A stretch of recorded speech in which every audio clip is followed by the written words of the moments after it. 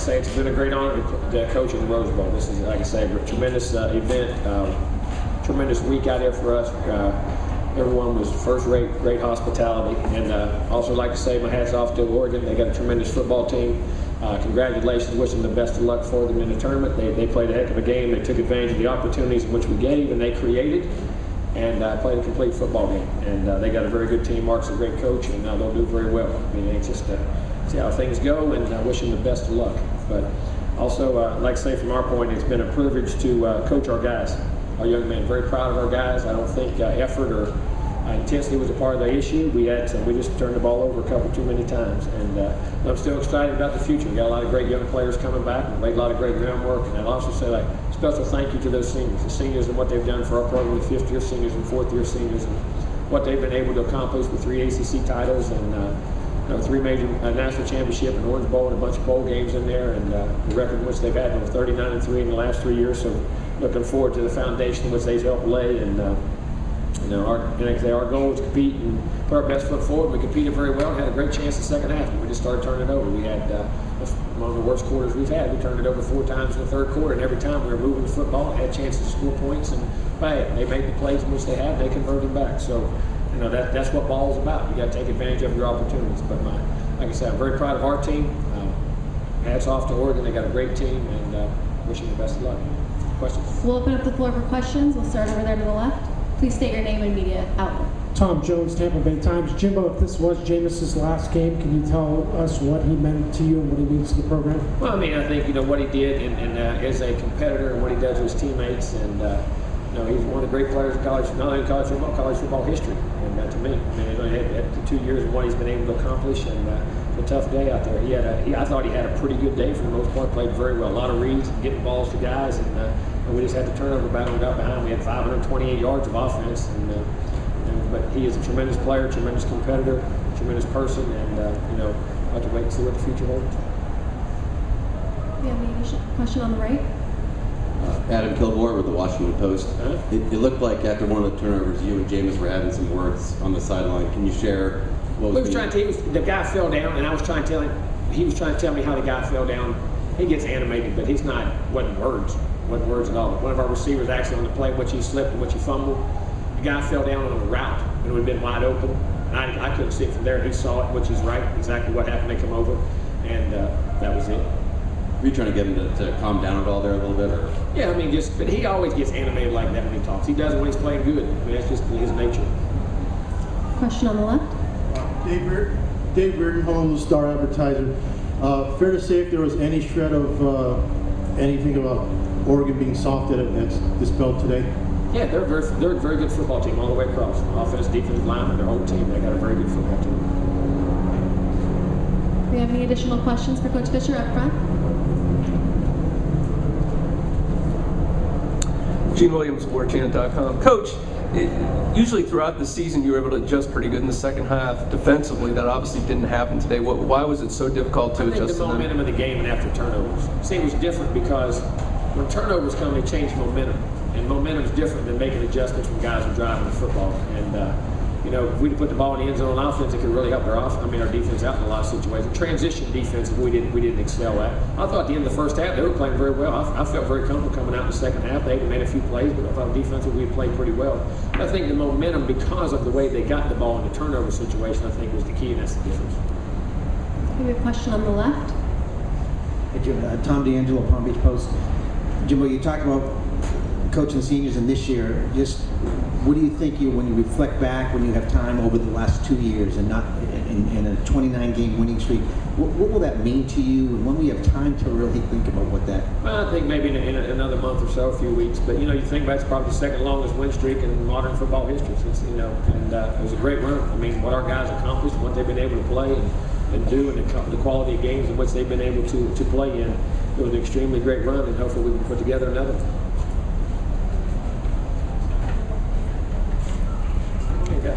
We're now joined by Mario Edwards Jr. and Jameis Winston. We had one question from the man in the red. Oh, no, sorry guys. Oh, we're in the back left. Jimbo, Sam Chi, Real Clear Sports. Even though you guys were out here last year, Who's that? Oh, okay, back. I'm sorry. Yeah, it's all right. Even though you guys were out here last year, do you feel like you're at a little bit of disadvantage coming all the way out here to West Coast to kind of play this game? No, not really. I mean, okay, that's fun. Hey, we don't ever get to come out to this part of the country very much. I don't think it was. I think we were fresh and ready to play, and our guys liked coming out here. And LA's a great town. I don't feel that way at all. I think very fortunate because we don't get to come out here and the honor to play in the Rose Bowl. You don't get that opportunity coming from that part of the country and those leagues very much. And it was a great honor to be here. I don't think that is not at all. We have a question up front here. For Jimbo and the players, you guys have been a team that's been able to come back in the second half. When did you feel like the wins started kind of getting out of your sails? After about the 5th turnover. I mean, it had nothing to do with moving the ball. I mean, we felt very good. Even when we were 25, 21, 31, we were driving right back again and got it, and had the fumble.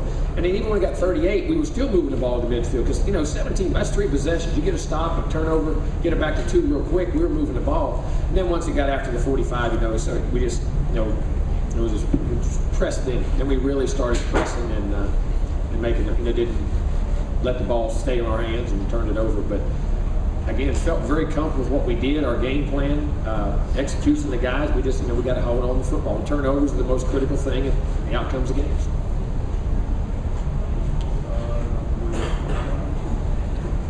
I guess I thought it was over or we couldn't come back when it got up into the 40s as well. But like Coach Jimbo said, it wasn't, it was just us, shooting ourselves in the foot, not taking advantage of all the opportunities that we had to make plays offensively and defensively. So, eventually it caught up with us. It ain't never over, honestly. It's never over. We just got beat, turned the ball over too many times, but it still ain't over yet. We can go and play again, honestly. You have a question up in the middle? This is for Jameis, Paul Verkaman, CNN. Your plans, school, the NFL, baseball? I'm not focused on that at all. I'm looking forward to next season and playing baseball. So I'm just trying to get better every day. Okay, another question in the middle. Jimbo already answers. Asher Wong from WCTV. Jameis and Mario, can you guys talk about the record you guys went on, the 29-game winning streak, put it in perspective as it comes to an end tonight at the Rose Bowl?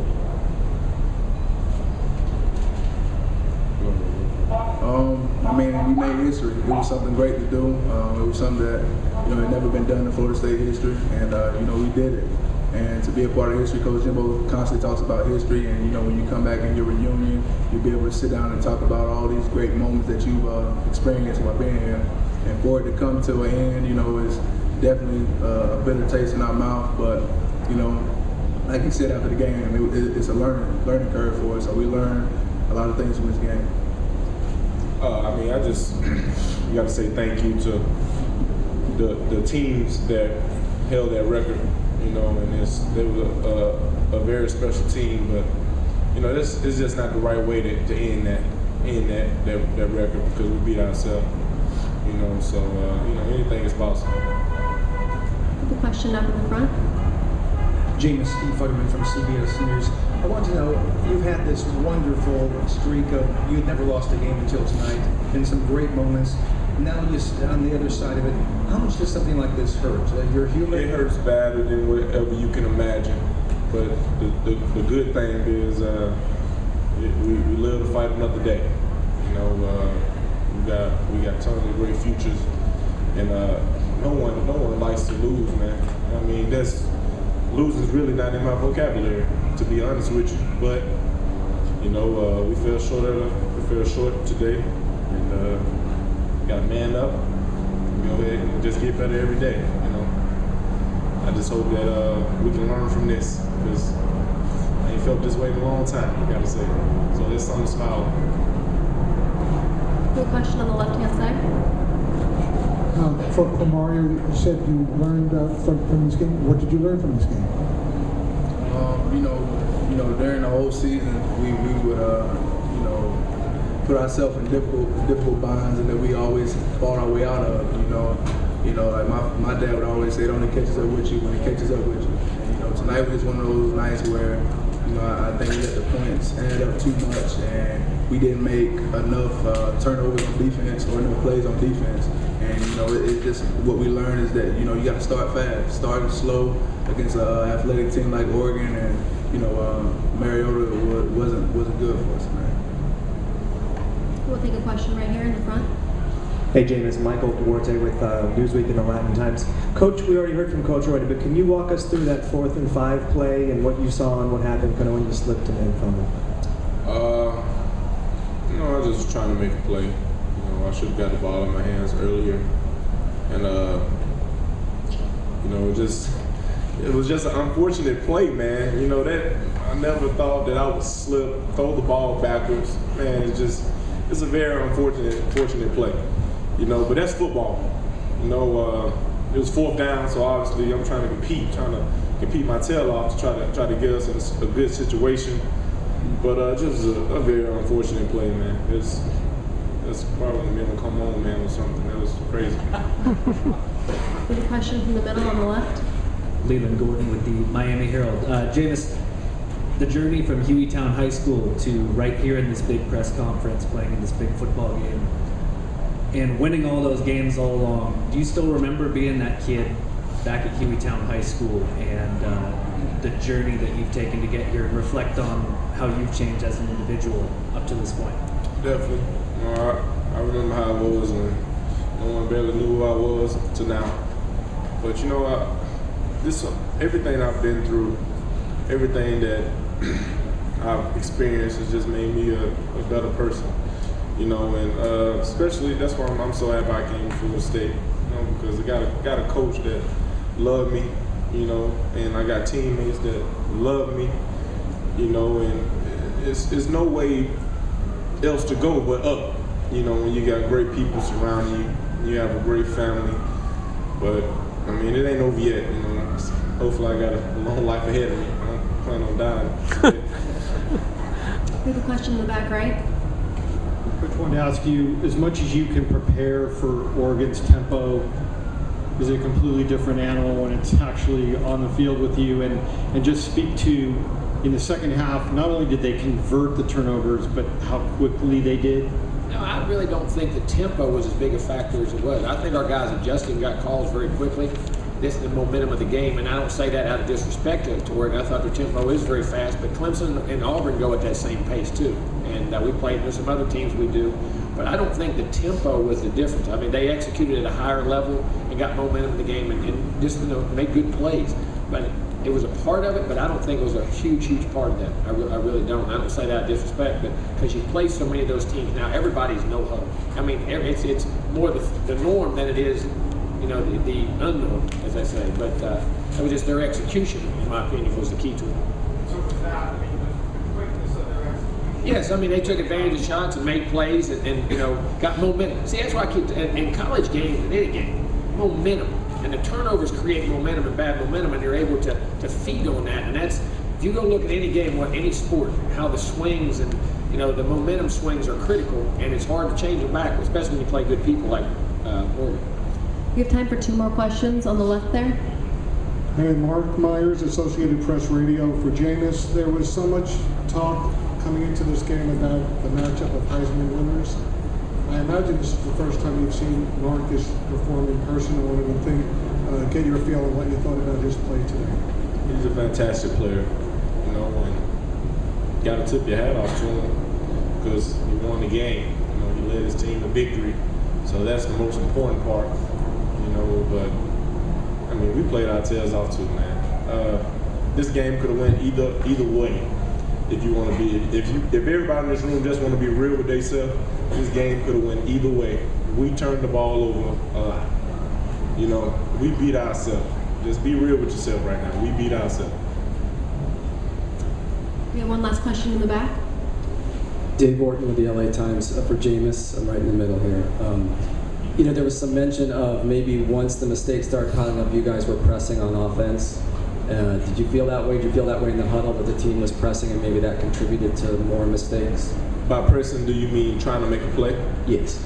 I think that's just a competitive nature that you're going to try to make a play when things are going bad. You know, tonight was unfortunate.